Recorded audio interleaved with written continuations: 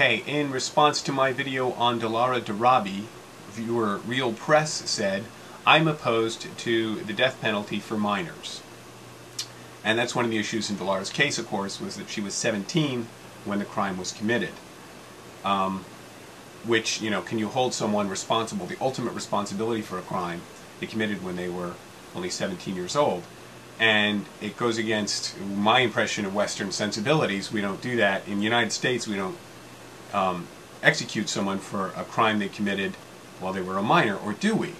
So I did some research. In the 1800s, they definitely executed people for crimes they committed while they were minors. James R. Keene was 10 years old when he took part in a murder and robbery in 1872, and he was tried and convicted and going to be killed, but he escaped. He eluded capture for 13 years. They caught him in 1885, and they hung him for a crime he committed when he was 10 years old. He was a Cherokee, so part of the issue there is clearly race. Okay, well, that's the 1800s, but certainly in modern times, in the 20th century, we don't kill people for crimes that they committed while they were minors, right?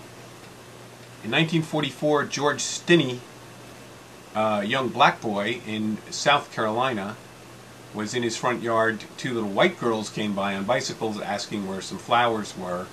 And when they didn't return, search parties were sent out. The two bodies of the girls were found in a muddy ditch. They went and questioned George and his sister. They got a confession out of George the next day that he had killed them. So the murder took place on March 23rd. March 24th, they have a confession. 1 month later, there's a trial. The trial begins at 2:30. His court-appointed lawyer had political aspirations, and the crowd wanted George's blood, so the lawyer did not do any cross-examination, didn't try to determine whether he was guilty or not. He made a few token remarks about George's age. Trial began at 2:30. Trial's over by 4:30. The jury deliberated 10 minutes on and came back with a guilty verdict and a sentence of execution. June 16th, less than 3 months after the crime, George Stinney was strapped into an electric chair and killed. He was too small to fit well in the electric chair. They had to work on it because he was 5'1" and 90 pounds. 14 years old when he was committed the crime and when he was killed. Okay, but that's 1940s South, and the accusee was black, so that's not exactly modern times with modern sensibilities. But since 1976, when the death penalty was reinstated, 22 people in the United States have been executed for crimes they committed when they were 17 years old, or younger, when they were minors. In 2005, the Supreme Court passed a law, or actually found in Roper versus Simmons, that the accusee had to be at least 18 years old. But between 1976 and 2005, 22 people were killed who were 17 or younger when they committed the crime. One person was actually 16 years old. That was Sean Sellers in Oklahoma, was 16 years old when he committed his crime. My personal reaction is I find it appalling that you can kill someone for something they did when they were 17.